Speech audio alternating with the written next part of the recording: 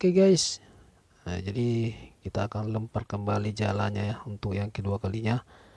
Mudah-mudahan di lemparan kali ini bisa dapat ikan yang lebih besar. Iya, dan sudah dilempar jalannya. Sambil kita tunggu bagaimana hasilnya ya. Sambil tarik pelan-pelan, tarik terus, dan kita lihat nanti ya